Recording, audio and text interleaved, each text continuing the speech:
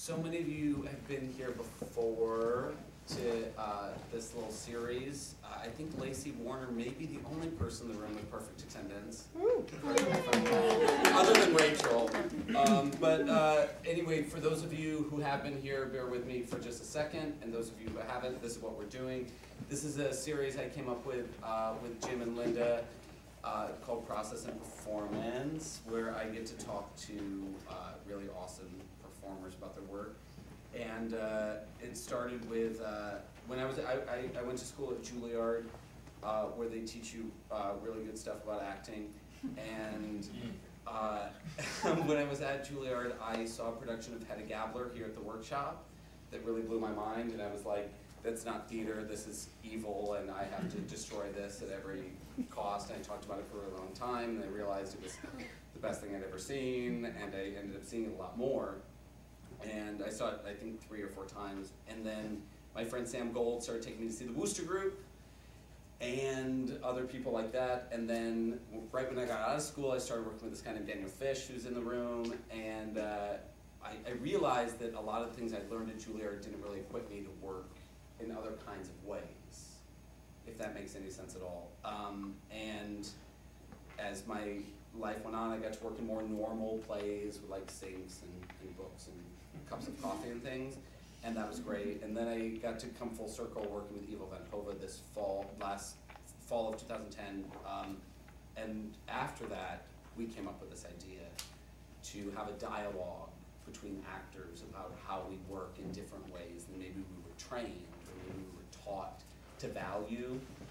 And that's why we invite people such as the illustrious Kate Valk, who's here tonight.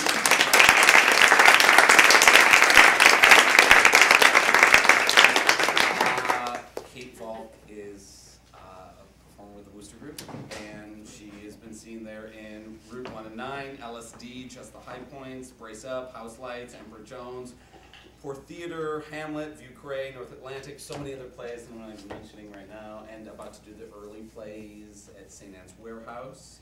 And she has loads of accolades and awards and is frequently called the best, the greatest American theater actress, and has been compared to Maria Callas and Lorette Taylor and Eleanor Duza. And I get to talk with her, so I'm incredibly nervous. But I'm very grateful that you're here tonight. And my pleasure. Thank you. And I'll start off with what is always our kind of first question here, which is like, what is avant-garde, and are you an avant-garde performer? Yeah. I would say very definitely yes. Yeah. What is avant-garde? I don't know. I mean, I don't really think about it that much. Mm-hmm. I mean, I was drawn to, I was going to NYU in the undergrad drama program, and was actually 2 years at Stella Adler. With Stella Adler, With Stella right. Adler, up at City Center, and had a ball, had a great time. And I was a transfer student, and I had to do an extra semester after 2 years to graduate, and I had a fantastic time up there with Stella Adler. Script interpretation, you know, learn your circumstances, your physical score, breaking down the text, but I knew that I would go to see plays and I would be like, those clothes they're wearing them, those are costumes, those clothes, they're not their clothes. And I was having trouble with just looking for a place, just looking, I don't know, not being articulate about it, but looking.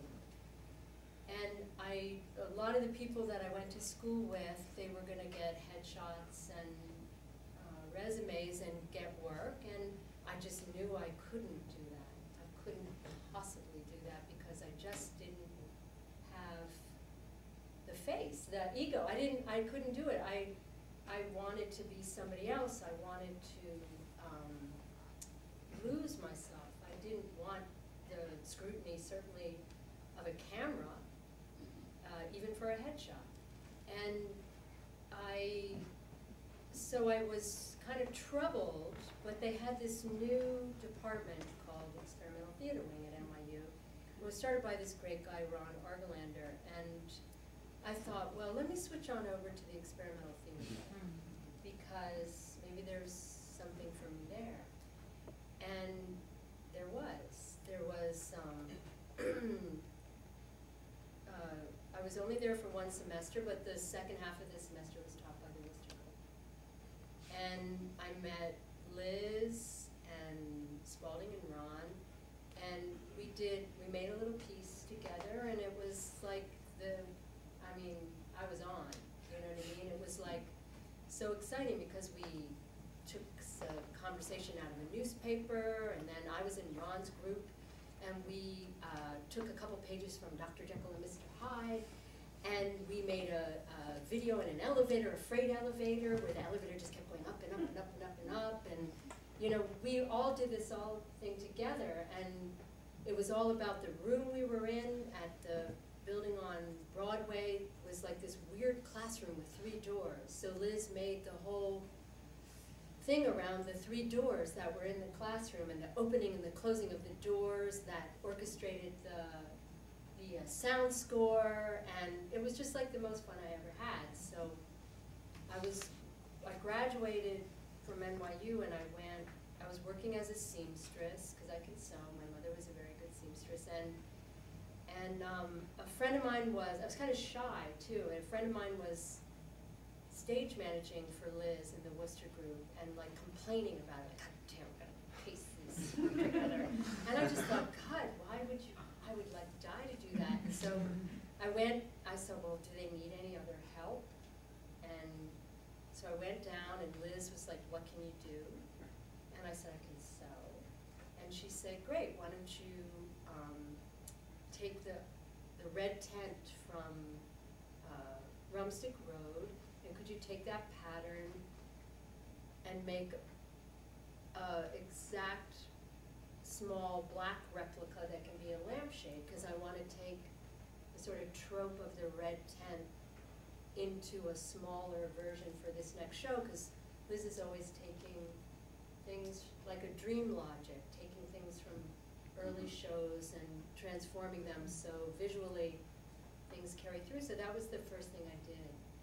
And I started making things for Liz, and I was so happy. I mean, I was at the garage, and they were working on Point Judith, and I stage managed, and I ran the fog machine, and I didn't even see the show for a year and a half. I was behind running the fog machine, then they like let me out to run the lights. I got to run the lightning, and there would be like, in the booth would be like Jim Clayburgh, who designed the set, was running most of the lights. Ken Copeland, the filmmaker, was like projecting the original Super 8 film onto the house, and I got to do the lightning, you know, on the fluorescent switch when the lightning came up in the house. And it was just amazing. There was Spalding and Ron and everybody, Willem, and I just, you know, I had found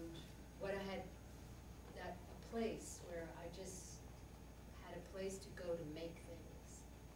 And that was always more important to me than anything, was to have a place to go every day and make things. So that's kind of how I fell into it. So from that, when did you first start performing? Well, then Liz had this idea that, I don't know where it came from, but she was thinking of Ron as the jazz singer, and she was into vaudevillian timing, and she had these records by Pigmeat Markham. She's very interested in that timing. And she asked me to transcribe the records, which I did, and then, so I knew them very well. So it was for Route 1 and 9. And you would transcribe them, the rhythm and the music? Or No, the music or just the words? It was a routine, a vaudeville routine. Right. And so I just knew I just listened to them over and over again. And then I started performing in Route 1 and And so. But I still was making this stuff too, up until like 2 years ago.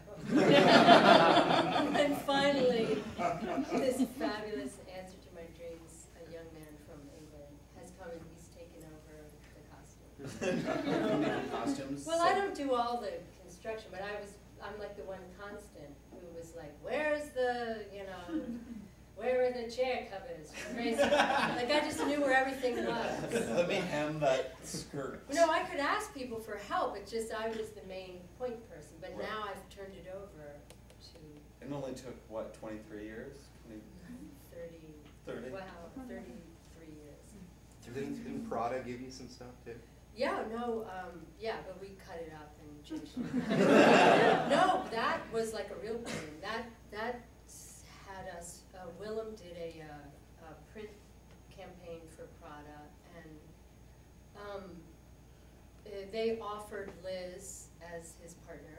At the time, they said, "Well, we'd like to give you some clothing too," and she said, "Well, I don't really want anything, but I have a small show I'm doing with 4 performers. Could you outfit the performers?"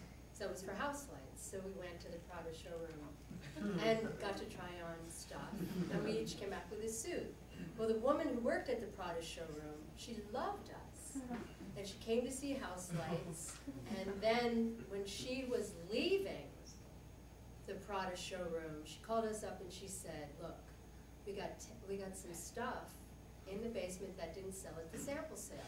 Do you guys want it?" We were like, "Hell yeah!" And they sent 11 wardrobe boxes to the theater, and what we haven't used, we sold in the secondhand store. But we still pull from that. It's like getting a large treasure chest of stuff. Of Prada. Yeah, like it's great if anybody's a size 6, let me know, borrow some stuff. But you know what I mean, we usually cut it up and use it in different ways.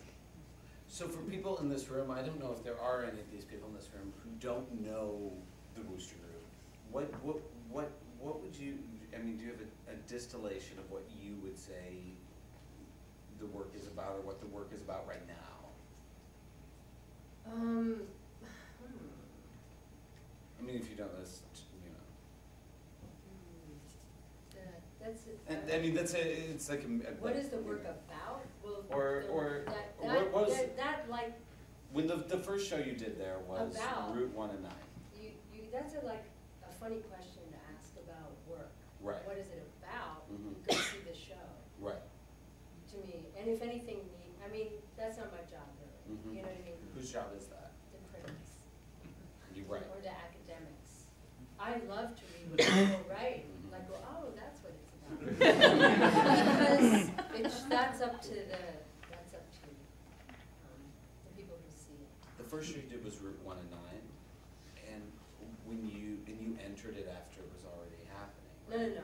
That's the first one. That's the first one you made from ground up. scratch. What's that?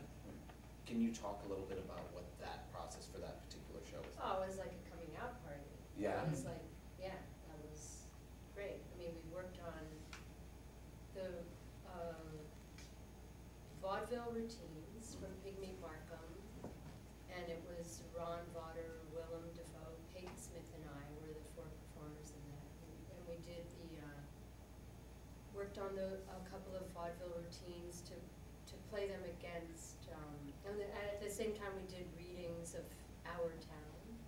And sort of like they were the opposites of each other, and the blackface vaudeville, and then the Our Town we filmed. We watched a lot of soap operas, and we timed them, the scenes,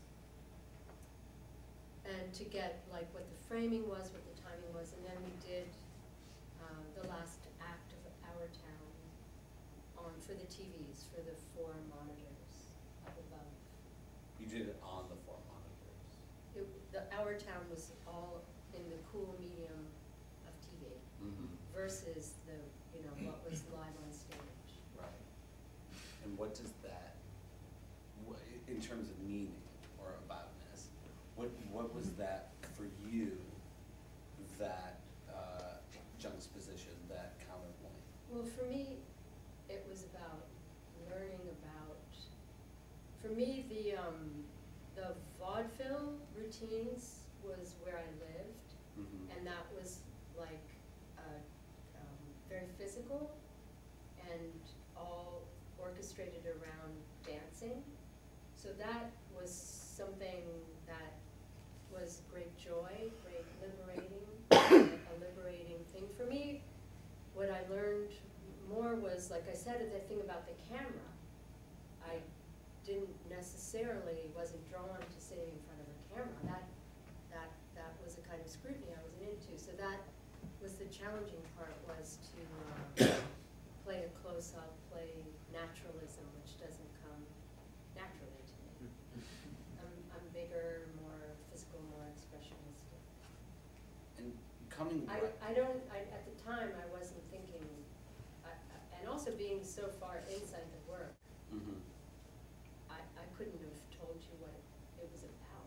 That's what we were exploring. It was an experience of doing the thing that you all were exploring and seeing what occurred from that. Yeah, I trust Liz. I mean, the director. I mean, I have to trust her, and I do. That she's going to frame me and everybody else in the material, and that we're to say what something is about is your starting point.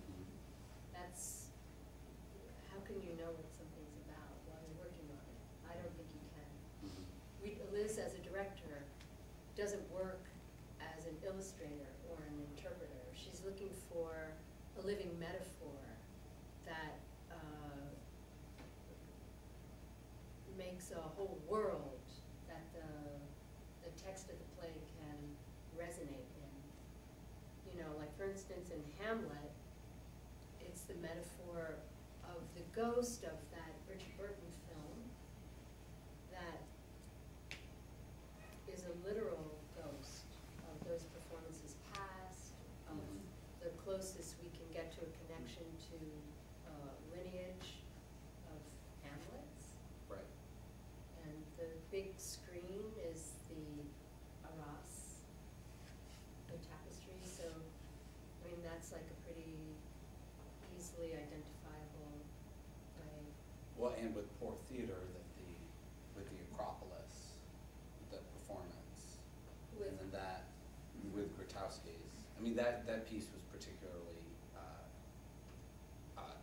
impactful to me because, especially with the Max Ernst at the end, wasn't it Max Ernst about the Frottage. Yeah, and about the rubbing, Yeah. and how he Copying.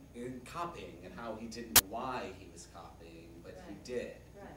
And then you realize quite late in the piece what you just experienced, which was also a kind of rubbing. At least that was the about for me, you know, and which was incredibly. I found that in that piece I had this realization that everything was, that you have to have something that, when we were talking about Mark Strand a few minutes ago, he talks about an audience having patience and surrender, and then I realized that I had to surrender enough to the piece and have patience, and when I got the whole thing, I got this realization from it, you know, which is really interesting because when I talk to my friends about the Wooster Group, so many people get very angry, especially about Hamlet. Oh, People's, they do. I know a lot of people who got their gooses There are a cooked, lot of people. you know, by Hamlet, and I wonder if you talk Copying. about that, copying, or, you know, if or you talk about what the audience relationship is to the work. Right, I mean, the audience relationship to the Or in terms of like, do you think about the audience when you make a piece? Is the audience sure, important? I mean, I personally think about it when I sit outside at rehearsals and watch other people working, or a lot of times Liz asks me to help her do something, and so I'm seeing it from the outside, and I think I am the audience in that case, and so, of course, I'm thinking about the audience, but I think, like I said before, truly, honestly, I can't think about the audience when I'm performing, I trust her. Right. Or like, well, like something like Brace Up, where I was the narrator, I had to be the direct conduit with the audience and look at everybody and talk to them and tell them a story. But I can't think about what's this show about when I'm in it. Right.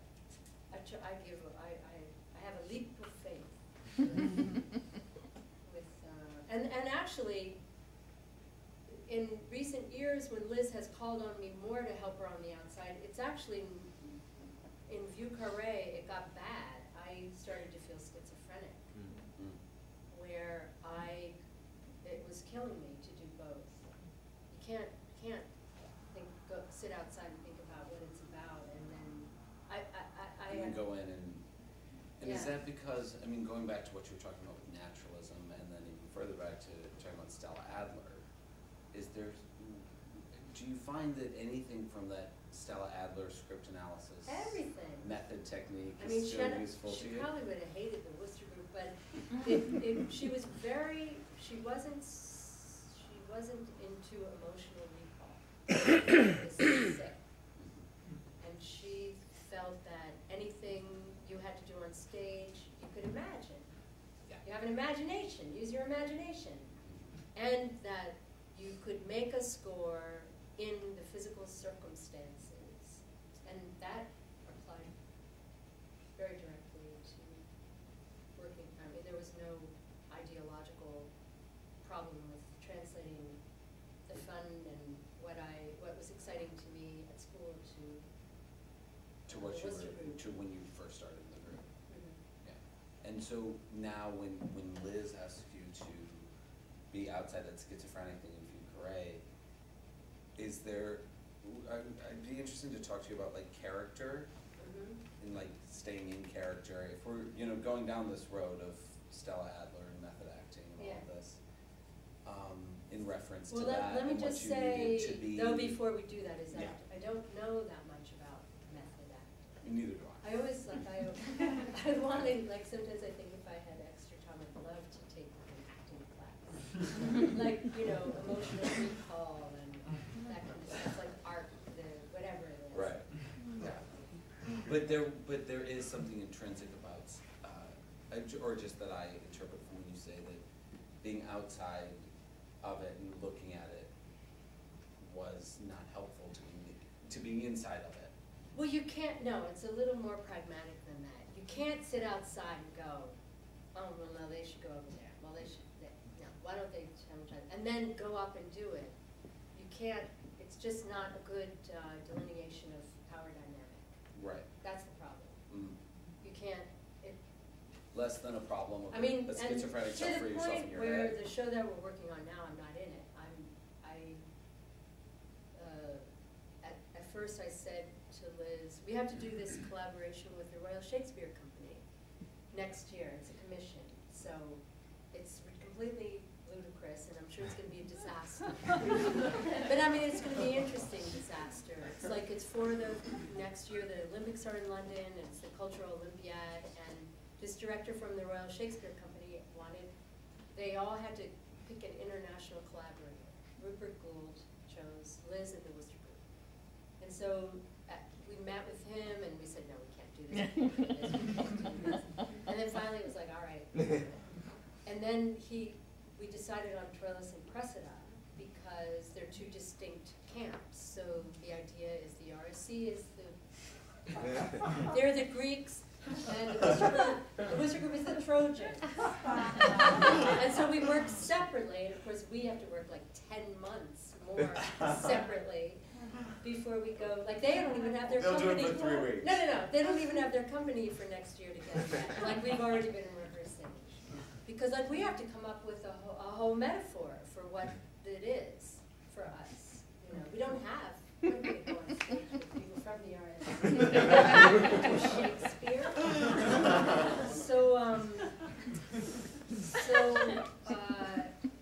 I was talking to Liz and saying, I don't want to perform anymore. I need a break. I can't do it. I don't want. I can't. And she went away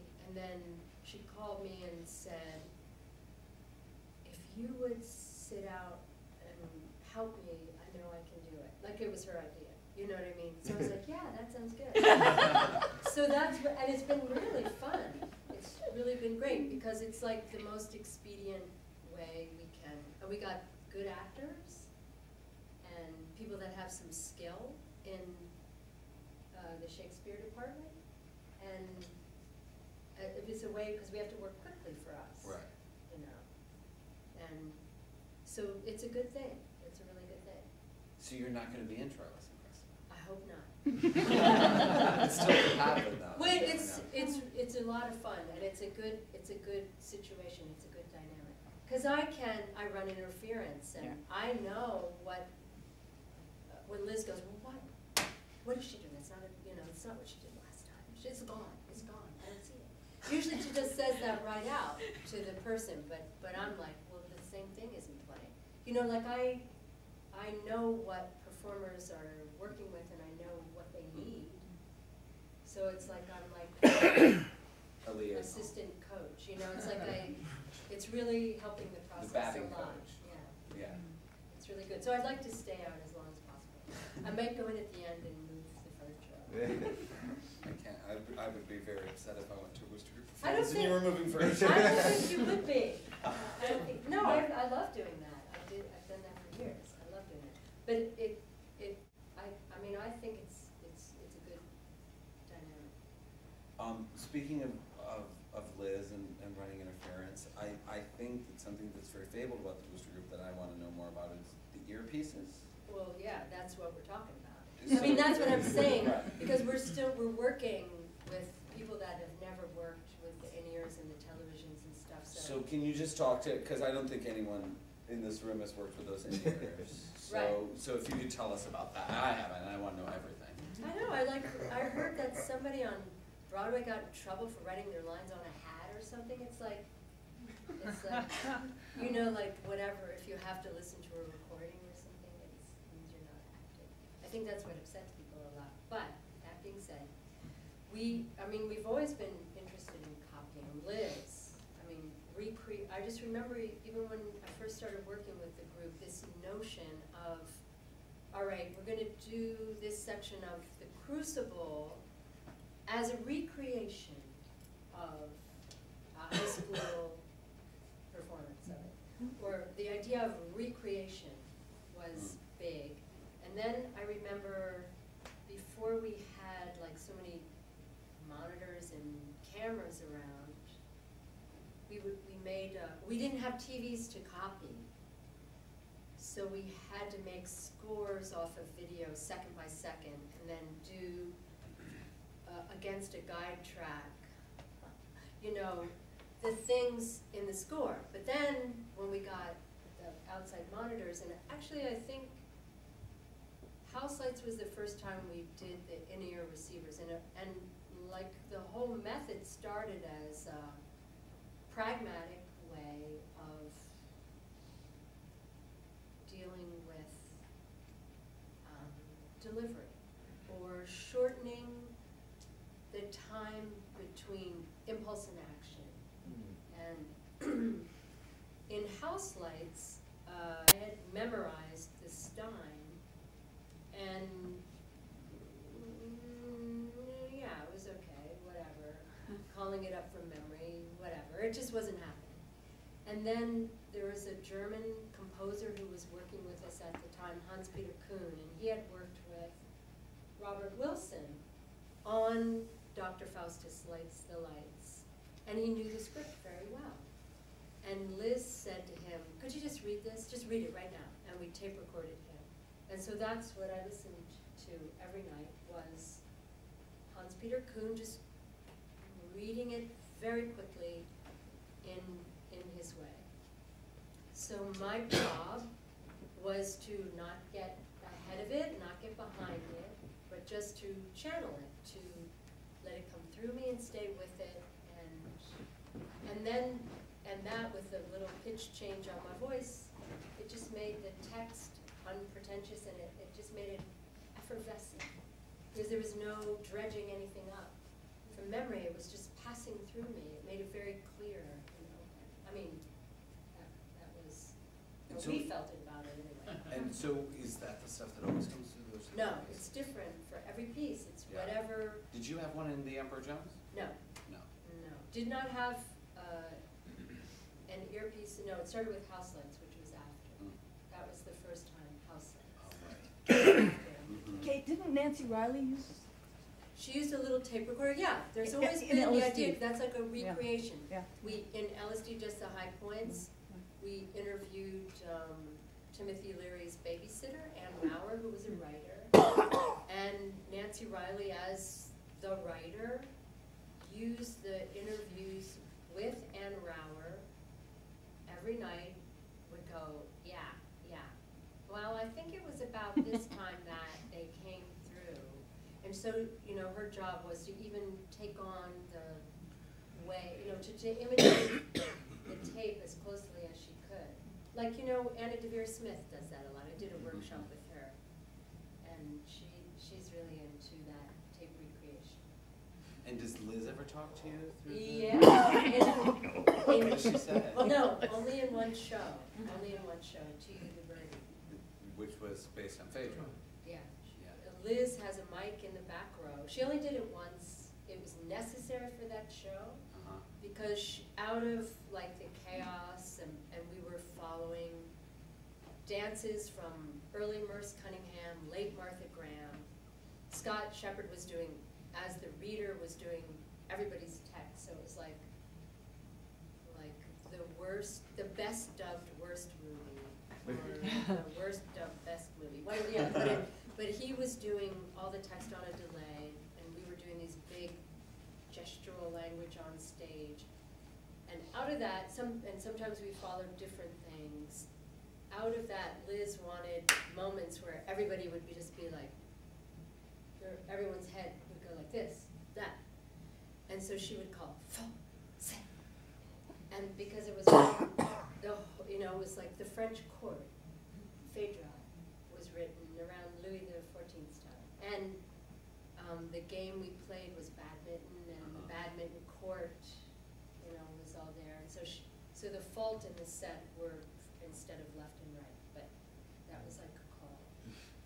And then she'd also talk to us too, like, wait for it, hold it, go, get it! She was like, in the said that in the Olympics, she was inspired that coaches would talk to, like, the skiers on remote linears.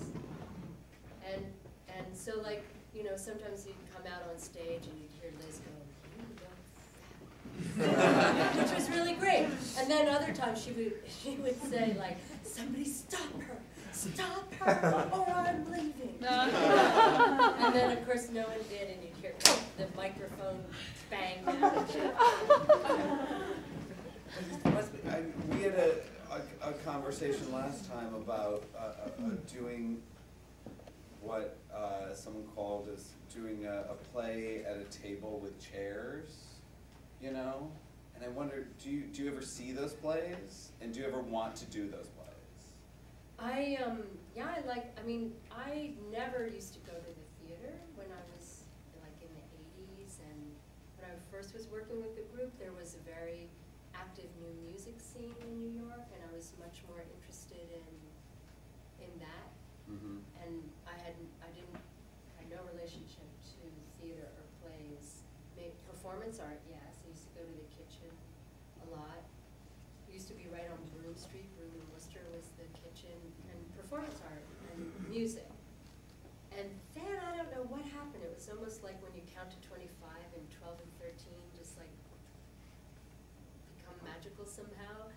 All of a sudden, people I knew were in plays on Broadway, and I was getting free tickets to go see Lola Pashlinsky and,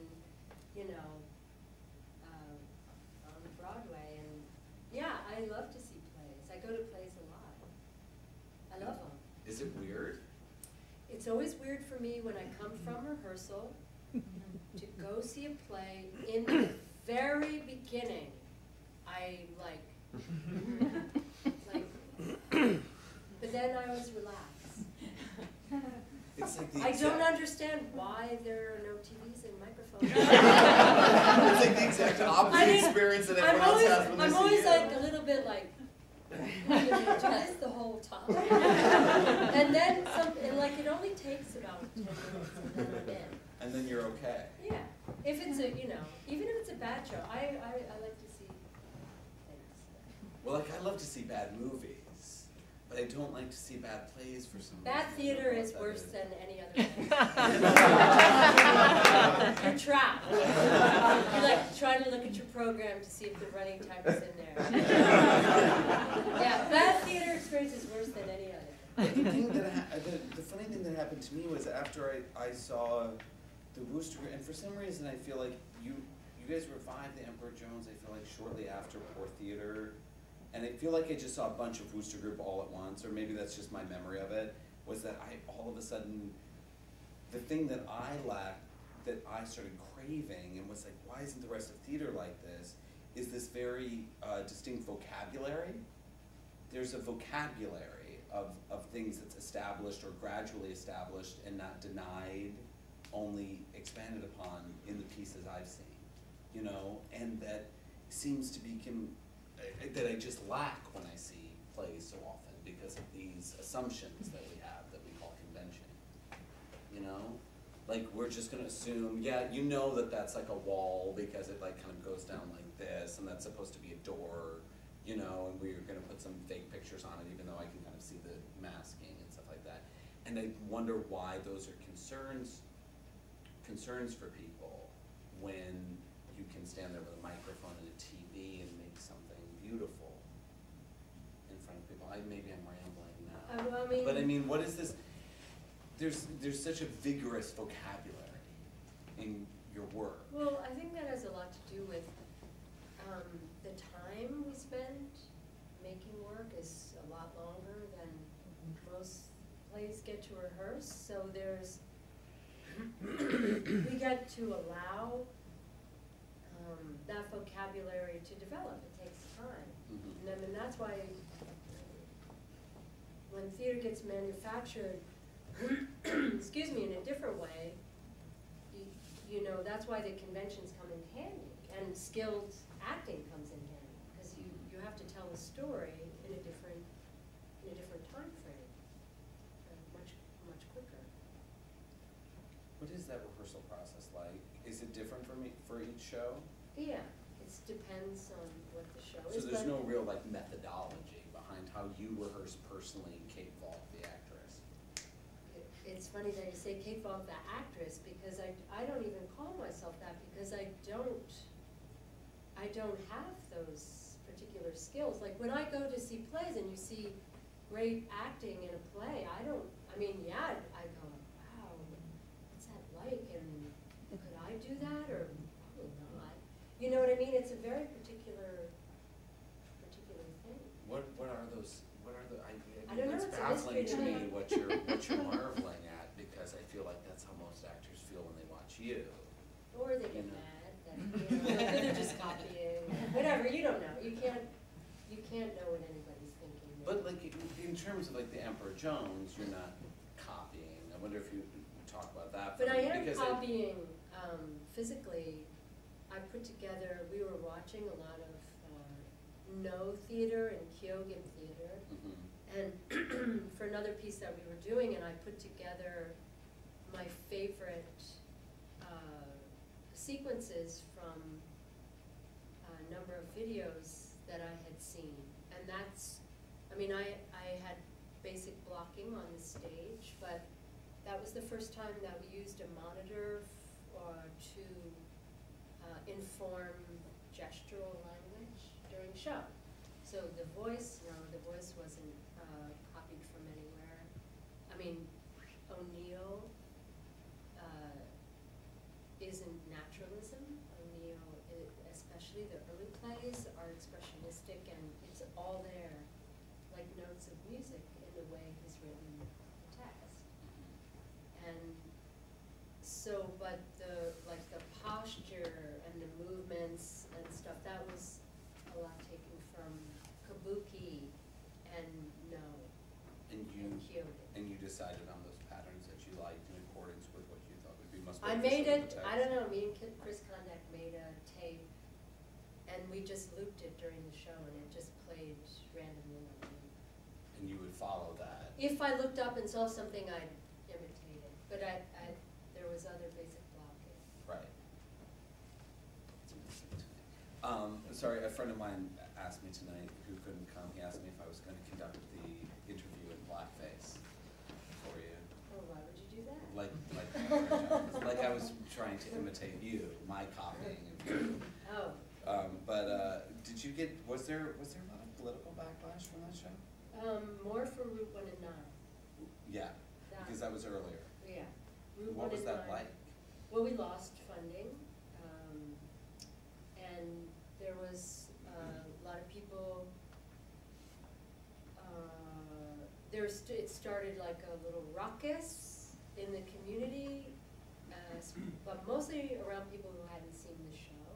Mm-hmm. And the NEA, NISCA came, Kitty Carlisle came to see Route 1 and 9. You should have seen her face. No, that was trouble. That was a lot of trouble, Route 1 and 9. We lost funding.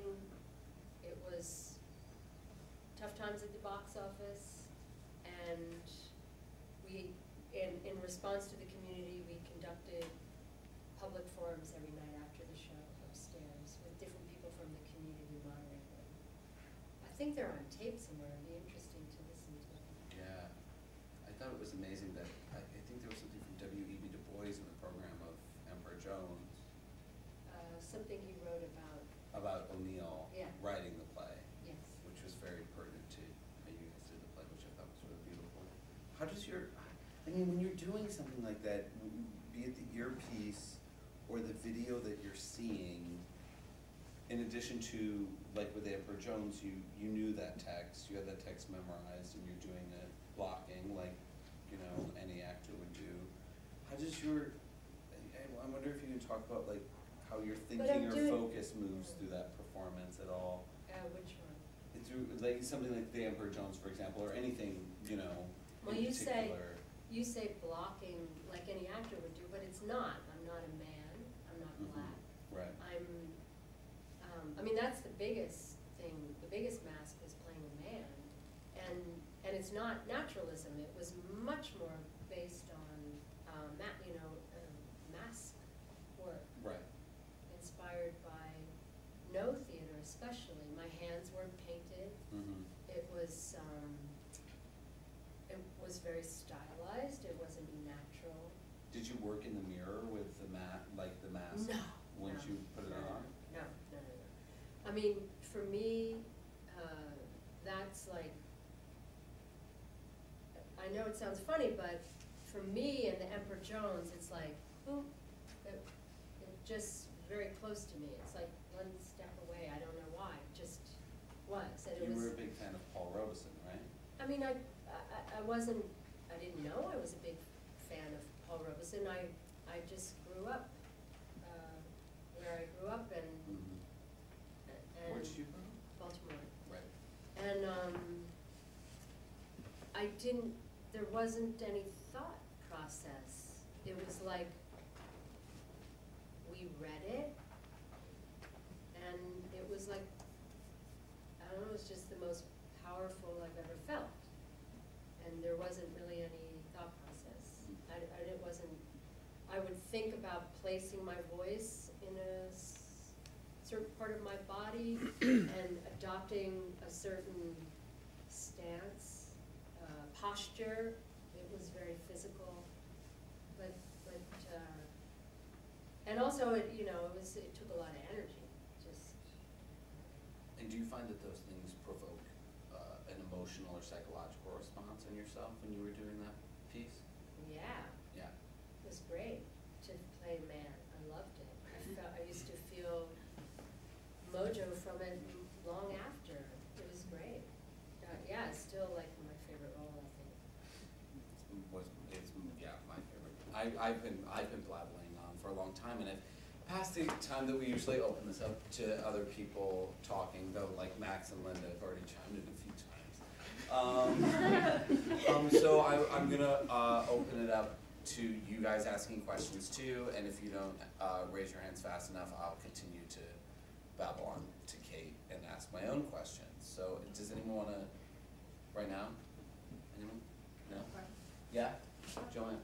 The transition that you talked about wanting to step outside and not perform, was that something that was already happening within you and it was just exacerbated by being asked to sort of serve as assistant director, or was it purely out of that? No, honestly, to be really super honest with you,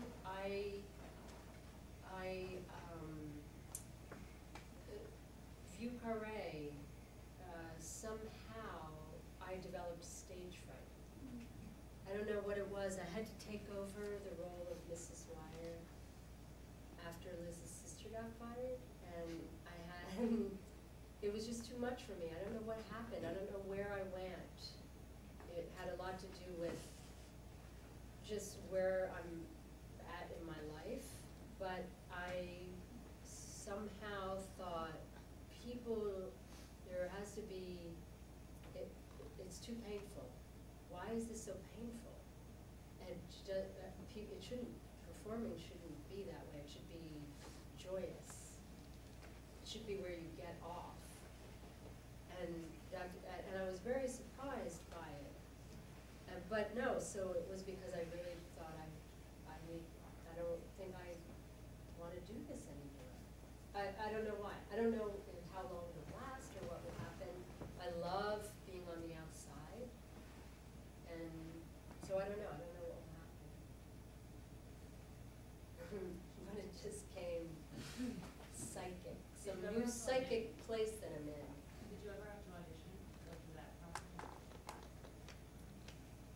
No, I started working with Liz at 21 and I've been there ever since. How do you think your process of rehearsing and creating a character has changed over the years? Or has it? Oh. And how do you do it? Well, the process is pretty different for each show. And of course, when I was younger, it was everything that came easily to me was what Liz drew on. So it would be like physical, it would be mask, something with a mask. Like I always had to know what shoes am I wearing, because I need to know how I walk. What am I wearing? I've been through, I'm a big wig person, I've worn a lot of different wigs. I like to change, I like to transform, and that might have been part of the problem with View Carré, is that it was very close. And it was that Williams lyric naturalism, which I wasn't particularly well suited for. It was really challenging for me. And so I think, I don't know, I'm in a new place. I think my process, it depends on what the piece is. And usually there's been some trick or some device or so outside. Outside of the Emperor Jones, there's usually something, limitation that's put on me that makes me transcend. I work very well with the limitation, physical or otherwise, because I don't know who I am. I'm like a big void. I don't really exist, I'm not that kind of someone who knows how to play their own persona. I can't do that. So the limitation, physical or otherwise, really comes in handy with me. And it's interesting now because Liz too, after View Carré, wanted a little break. And we needed something to bring in some box office while we were drumming up the Trellis and Cressida thing, which we're both working on now. And so she asked Richard Maxwell from New York City Players to come in and direct the early C plays of O'Neill, because we love O'Neill. Like, Long Day's Journey into Night, The Harry Eight, Emperor Jones, and now these 3 C plays that have been, we always pull them out and read them whenever we don't know what to do. And And we did that again, and Liz said, you know, there's only one person, I can't direct these, because we've done it already. Let's get Rich Maxwell in here to direct them. So, right now, I mean, he doesn't want to see anything but who you are. So it's a kind of an interesting place right now to be working with another director besides Liz, because I never have. I mean, outside of a couple of little things here and there. But to be working at the Garage with Richard Maxwell, and I'm like, just like he doesn't want you to have a wig or a blonde padding or anything, an accent. He doesn't want accents. So he wants the O'Neill as written. He wants us to hone rigorously to the dialect as written, which we did in the other O'Neill pieces, but we had like personas that had accents. He doesn't want an accent, and he doesn't want you to illustrate. He wants you to get out of the way, and he just wants to see you and hear you not affectless, that's not the right word.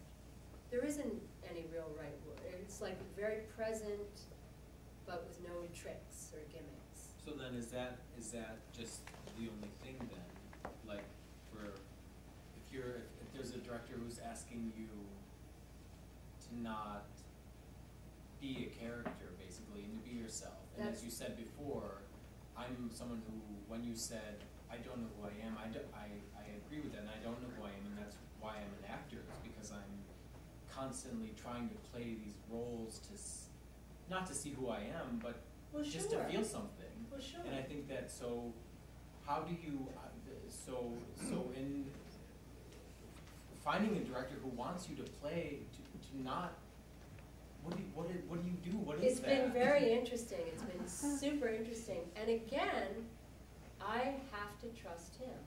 Yeah. I have to get out of my own way. And I really think that that's a really good idea for performers. I mean, if you're with somebody you don't trust, of course you have to take care of yourself. But if you, like, I've seen a lot of Rich Maxwell's work, and I love his work. I see his shows and I'm like, I want to be that. I want to be in that, you know? That looks like really great. So I love his work, so I have to trust him. And I just have to keep coming back at it, and he talks a lot about making a physical score and making it extremely specific and making it clear and clean. And the challenge for me is not to have an accent and not to, and it's a real trap with the O'Neill sea plays, you know, because they're real salty and it's, you know, like, I know, been it, never can have ya. You know, it's like Y-E-R, it's like all these, you know, it's a real trap. It's really amazing. But he's got amazing performers that work with him, like some people that are just wonderful to be in the room with, because they're just present, and they're great characters. They're not what you would probably call a professional actor, but I mean, at this point they've worked with him a few times, and they're amazing how present they are and how clear their voices come out and how you hear, you get the story without all that style. The things that you go to school for years, and then you realize I didn't need any of that.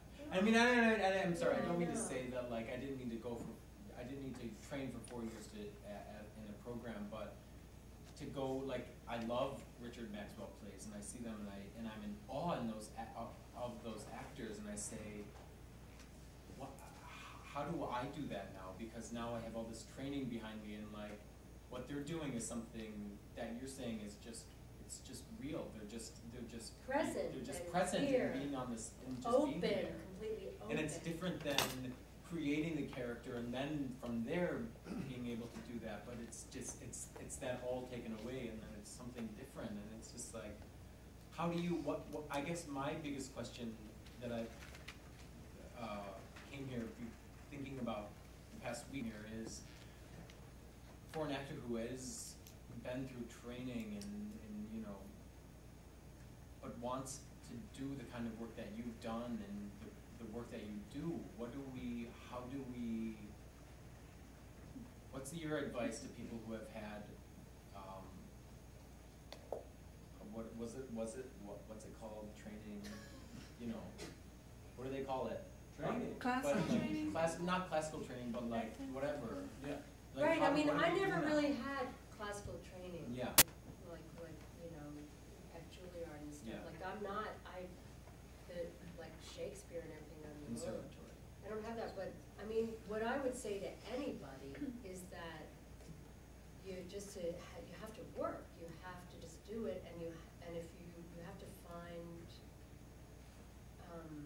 work that you love, or somebody that you trust, or you just have to do it, you have to do it, you have to keep looking until you find that group of people, or that person that you wanna stand in front of because you believe in them, and you wanna be there. You have to know why you're there, you know, and if you're honest with yourself, there's no bad reason for being there, but you gotta be careful not to, you have to ask yourself every day, why am I here? What do I want? What do I wanna do today? What do I wanna focus on? Why am I here? You know, and if it's to get another job, then fine, that's fine too. Yeah, I wanna be seen, I wanna work at anything, it's just a constant questioning of that. And, you know, if there's a place where you see work that you love, or a group that, or other people that you wanna work with, and you just gotta get next to it. Kirsty. I actually have two questions. One, the dream logic that you were speaking about, and the shorthand that I'm sure your company has sort of growing. If you're an artist in to work with you, how do you introduce the style? At least because maybe you and Liz have worked together for her stand, as you guys explore the metaphors, or how would you introduce somebody, and has that been a struggle sometimes? Yeah, a lot of people who have, a lot of people think that following, like to imitate what you see on the TV while you're saying lines for something else. They think that's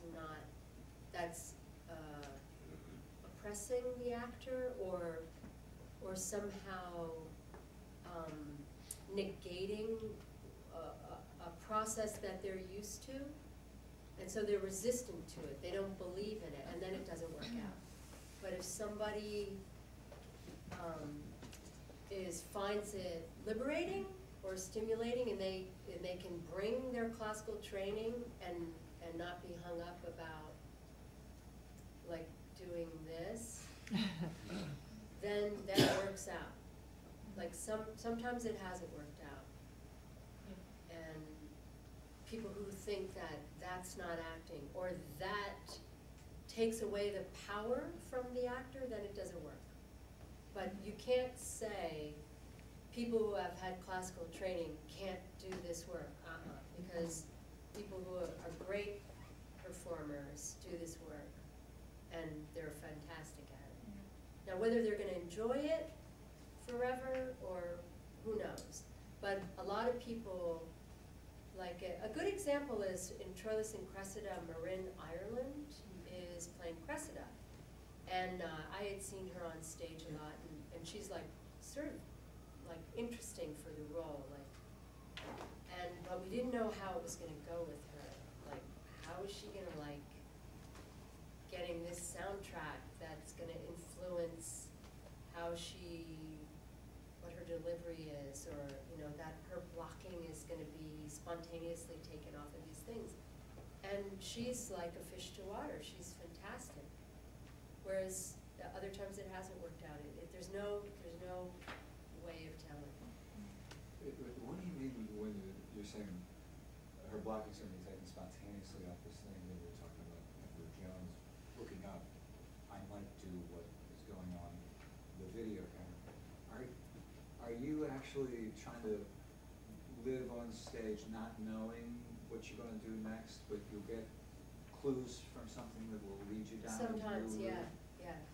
Would you have certain things set, or? Yeah, like I know I have to come in the door with my purse and a bag of groceries, set them down, and, go get a robe to put on Scott's shoulders. But also at the same time, I'm watching Holly Woodlawn and how she is moving and whether what's defining the shot forming. Is that shot, are you watching a different part of it each night, or is it always in sync with the show in the same It depends. It depends on what the show is. Like View Carré, there was a one TV that had a random loop on, had a loop on it, so it would be at a different part, which is fun because then it makes it different. And you get to choose how that informs you. You don't get to choose. In the best of all possible worlds, you're not choosing, you're reacting. Mm. I mean, like. It's like another stimuli Yeah. on the stage. Yeah, it's all, Like another actor would be about getting the performer to surprise themselves. Mhm. Not Liz hates to see it coming. Right. She hates to see it coming. She But like, if it's there and playing, Oh, yeah. something Yeah, inspires yeah. you and you all of a Yeah. sudden, yeah, turn around in the center of the stage. And yeah. I mean, there's a lot, it's scored,